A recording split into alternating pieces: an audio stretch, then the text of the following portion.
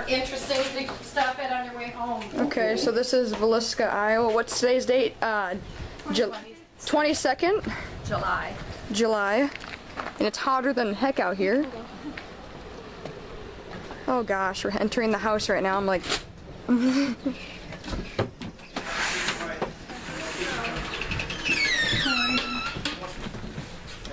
Holy...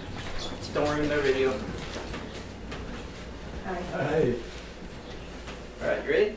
Holy, this is the dining room, I'm assuming. Oh, I'm like shaking.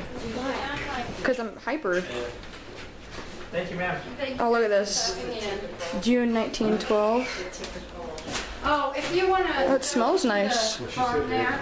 Yeah, come in. Tourism book. I'm sure people live there. Terrible wow, yeah. Restore it. Okay. Oh, goodness. Grandpa, don't take pictures at that any time?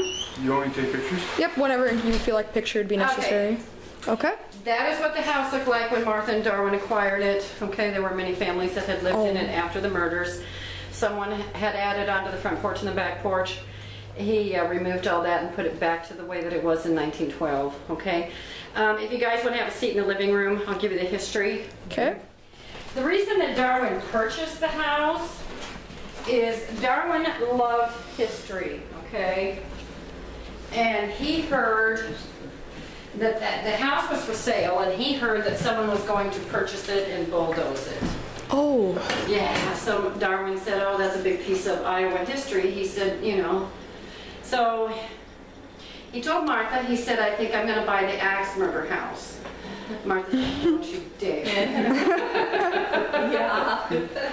So the real estate agent called him and said, Darwin, they put the house up for, for bidding. He said, why don't you go ahead and submit a bid. So he did, and on New Year's Eve of '93, he got a phone call that he won the bid. Oh. So in February, he said to Martha, he said, oh, by the way, we now own the axe murder. Oh my gosh. Yeah. That's nice. I guess it was probably a good thing he didn't say that near an axe. Yes. Yeah, so anyway. Okay. The story starts out on June 9th, 1912. Okay, that was a Sunday. There was a church service here in town that Sunday evening at the Presbyterian Church. It was for children, end of school year, beginning of summer, okay? The two visiting girls that were here that night, their names were Lena and Ina Stillinger. Their parents lived 2 miles outside of town. They wanted to make sure they made it to that service, so they walked into town that day. Now, they had a grandmother who lived here in Villisca that they were going to spend the night with. Church didn't get out till 9:30. At that point, it was dark. There were no street lights lit. The guy that lit the street lights in town hall, they were having a fight. So that guy said, "Get you, I'm not lighting the light." So Grandma lived the opposite direction from the church as the Moore home. The girls were afraid to walk in the dark. So the Moore said to him, "Oh, just come home and spend the night with us." They phoned home, got a hold of an older sister who said, if the Moore said you can stay, go ahead and stay. So they all came home together that night. Now, did you guys notice the gray house next door? Yes. That is where Mary Peckham lived. Okay, she was an elderly lady. She lived in the house there with her husband, who was a retired postmaster here in Villisca, and also an adult son. Well, she had got up early Monday morning and washed her laundry, and about 6 a.m. went out to hang it on the line. She noticed that the animals here on the Moore property had not been fed, okay? When the murders occurred, the Moores had a barn on the property, not the barn that's out there now. They were set further back. They had more land than what's here. There was nothing but fields to the east of the property. This was the edge of town. Back in 1912, when the murders occurred, there were only 3 automobiles in town. Most people were still using horse and buggy. They had a couple horses, a cow, and some chickens, okay? Now, she kept an eye on the place, and by 7 o'clock, absolutely no movement. So at that point, she made a phone call to Ross, Joe's brother. She said, you need to get to your brother's house. There's something terribly wrong. He came over and used a key and came in this door here. He immediately went into this bedroom right here, and that is where he found Lena and Ina, okay? When they found the victims that morning, all of them were laying in bed as if they were sleeping, and that's not all where they were killed, but that's where they were found, and their faces had been covered with cloth. Now, the cloth that covered the victims' faces was just random things. It was either the bed sheet, bed clothing. Lena's face was covered with a flour sack, okay? The cloth that covered the victims' faces, none of it had blood on it, nor was any of it stuck to the wounds, okay? Now, the murders were pretty brutal. Joe, the father, he was the only one that was killed with the sharp side of the axe. The others were bludgeoned with the other side. Some of them were hit so many times that they were beat beyond recognition, and that is the way that it was with the two Stillinger girls. Nobody knew who they were. It was later Monday morning when Mrs. Stillinger made a phone call to the operator, and she said, I need you to do me a favor. Ring the Moore home. My girls spent the night there. I haven't heard a word. I'm getting worried. Operator replied to her, I cannot call there. They have all been murdered. Now, yeah, that's how they found out about their girls, and that's how they identified them. Mrs. Stillinger, at the time that the murders occurred, was 8 months pregnant. That same week, she gave birth to a stillborn son. Yeah. It's a trauma. Yeah. Yeah, yeah. So anyway, when Ross discovered the two girls, he immediately brought in a town cop. Now, the town cop was nothing more than a farmer who had taken the job to do light duties to earn himself some extra money, okay? He went upstairs, and at the top of the stairs is where he found Joe and Sarah. That was their bedroom. The room above our heads is where they found the 4 more children. He also at that time noticed that the mirrors in the house had been covered. Nobody knows exactly who did that or why it was done. It's all just theories, okay? He came downstairs and he said to Ross, he said, this is too big for me to handle. We need to bring in state help. Now, the only place to make a long-distance call in town at that time was Town Hall. They were walking to Town Hall when word of the murders got out. People would stop them and ask them what's going on. They'd tell them. By the time they got back to the property, there were hundreds of people on the property. Some of them had climbed in through windows. There were women in here scrubbing blood up off the floor. There were people just walking around, touching things, moving things, okay? At that point, they stationed the National Guard around the house until the state could come in and do its investigation. Now, the state came in and they investigated for 2 years. They talked to many, many people, okay? After 2 years, they had no one that they could file charges against, okay? Had evidence against nobody. They had suspicions about one guy, but that was all they had, and they couldn't file charges. His name was Reverend Kelly, okay? Reverend Kelly had been at the church service that night. He had come into town, and he had told the Presbyterian minister that the church had sent him in to watch. Kelly wasn't even an ordained minister, he just claimed to be, okay? He was kind of an odd man. Before the murders occurred, and not here in Villisca, but he was caught window peeking. He had been caught doing some other things that weren't so nice, okay? He was a man who stood 5'2" and weighed 125 pounds. Never worked a day in his life, okay? The reason that they suspected him is because Kelly left Villisca that Monday morning at 5:15 a.m.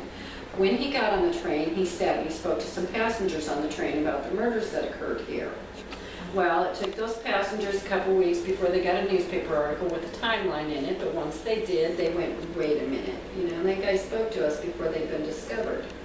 They phoned the investigators. Now, Kelly was kind of a drifter. It took them several weeks to catch up to him, okay, talk to him about this. But once they did, he said, yeah, no, he said, that wasn't the week I spoke to him. He said it was the following week or 2 weeks later. They got back to the people who had originally made the call, and they said, you know what, it has been so long, we don't know if we're remembering correctly. So there was nothing that they could do at that time. Until 4 years later, Kelly was in a small town here in southwest Iowa, and he said to a man in this town, he said, the Villisca police are going to come and arrest me for the murder of the Stillinger girls. Only the Stillinger girls. That guy in turn called the police. They went and picked Kelly up. Now, they questioned him for 8.5 hours, during which time he kept saying to them, I will confess to these murders if you promise to put me in a mental institution because I'm very sick and I need help. They kept telling him, we cannot promise you that. But after 8.5 hours, Kelly said to him, well, you guys think I did it, so I must have done it.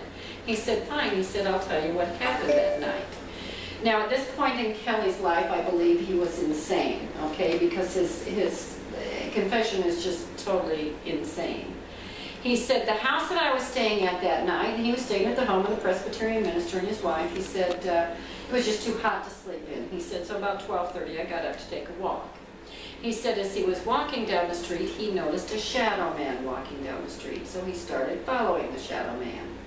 He said the shadow man walked between the two houses here. Kelly said he followed him, and he watched him enter the back door into the Moore's kitchen. Kelly said as soon as the shadow man entered into the kitchen, he heard him say, "Follow me." So Kelly said that was when he himself went and grabbed Joe's axe, and then he himself entered the back door into the kitchen with the axe. He said as soon as he stepped into the kitchen, the shadow man said, "Go further up." Kelly said that was when he started walking up the stairs. He said as he was walking up the stairs, he felt like he was climbing Jacob's ladder to heaven. Yeah. As soon as he got upstairs, he heard the shadow man say, "Slay and slay utterly." Kelly said, that's when I started killing. Now, Kelly signs his confession. As soon as he signs it, he looks at him and he said, "I didn't kill anybody." Yeah. What? He said, "It wasn't me." He said, "I have no idea who did it." He said, "For all I know, you guys did it." Mm-hmm. Oh, yeah. Psycho. He was quite the Looney Tunes. Now, they went ahead and they took his signed confession and they filed charges against him for Lena's murder only. Now, the trial went on for 2 weeks, resulted in a hung jury. Okay, do you know what a hung jury is? Hanging for the crime, is that what it was? No, Or not? Oh, I was thinking. A hung jury is where you have a jury who can't agree on guilty or not guilty. And if they can't agree, then it's called a hung jury and they have to do the trial over. Oh, Okay? jeez. Okay. There were some people on that jury that didn't believe that confession. Mm-hmm. I don't know how anybody did. That's kind of Yeah. insane, but yep. Yeah, she's right. It's kind of Yep. insane. So anyway, they went ahead and they filed charges against him for Ina's murder. Now, the trial went on for 2 days. Kelly recants his confession. He said, "Look," he said, "I didn't kill anybody." He said, "My confession was coerced by the police." He said, "I just said all those things to impress my wife." That's impressive. I'm telling you, God was. Yeah. Kelly's wife was almost 6 feet tall. Oh. He's Yeah. 5'2". And he's And he's 5'2". Well. Oh, yeah, exactly. Oh, Oh yeah. my goodness. That trial resulted in a not guilty, okay? They had no evidence, they just let him go, okay? Uh-huh. So, now, 2 years after the murders occurred and no one had been convicted, or no one had been charged, the victims' families got real irritated and they Oh, yeah. hired a private investigator, okay? His name was Wilkerson. He came up from a firm in Kansas City. Now, there was a difference between Wilkerson and state investigators. Wilkerson actually spoke to the women here in town and took their statements. State guys didn't do that because they were women. It was early 1900s. Didn't make any difference what a woman said. If you look at court pictures and stuff that they had back from the trials back then, there wasn't a woman in any of them. Nope. The juries. Same with the all men. Constitution. Yeah. So anyway, after he had talked to several witnesses here in town, several people here in town, he realized that he had gathered witness statements to implicate a man here in town by the name of Frank Jones. That Frank Jones had hired a man by the name of Blackie Mansfield to kill Joe. Now, Frank was a very rich and powerful man here in town. He had been a state senator. He was the bank president. He owned another business here in town that Joe Moore had worked at for 8 years. Until 3.5 years before the murders occurred, the John Deere Corporation came into town. They went to Frank and asked him to carry their line of implements. He said, "No, thank you. I already carry a line at my place. I'm not interested." Well, they went to his #1 salesman, who was Joe Moore, and asked him if he would like his own implement dealership. He said, of course. They set him up downtown, cat a corner from the Jones store. They looked at competition of businesses and motive for the murders, okay? Now, Blackie Mansfield, he was in town because in 1912 they were putting in the paving bricks in the streets of Villisca. They had what they call transient laborers helping do that job. They all lived in a tent colony down by the river, which is just a quarter mile that way, okay? There were witnesses who had spotted Frank Jones and his son talking to Blackie Mansfield down by the river that Saturday night before the murders occurred on Sunday. There was a witness who had heard a man say to someone in an abandoned building that same night, "I want him dead," okay? So the private investigator took these witness statements to the county attorney. He looked them over. He said there is enough here for a grand jury for these two men. He started putting one together. State attorney caught wind of it. He came into the county. Well, he promptly put all of Frank Jones's buddies on the grand jury that he could get. Oh. Oh, yeah. Yep. So consequently, they're all sitting there going, yeah, no, they didn't take part in it. Yeah.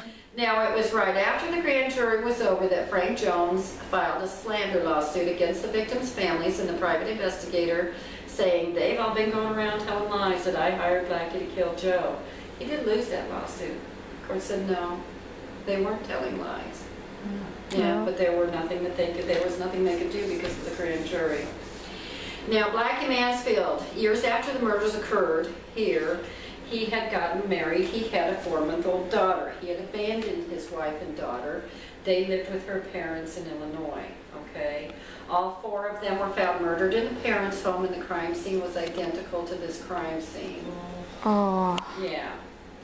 Blackie was arrested for the murders of his family. They tried to talk to him about Villisca. He said, don't bother. I won't talk about it. He was convicted. They asked him why he did it. He said, I just didn't like him very much. Oh, yeah, he was one great guy, let me tell you. Yeah. Jeez. Now, there's another suspect that a lot of people think had something to do with it, too. His name was Henry Lee Moore, okay? No relationship to the Moores here. He was from Columbia, Missouri. Back in 1909 into 1912, there were murders that occurred in Colorado, Kansas, Iowa, Illinois, and Missouri. They all occurred on Sunday nights. They all occurred near the railroad tracks, and the crime scenes were all somewhat similar. They thought they had a serial killer riding the rails, okay? Now, when Henry Lee Moore, after the murders here, he had been convicted of murdering his mother and his grandmother with an axe.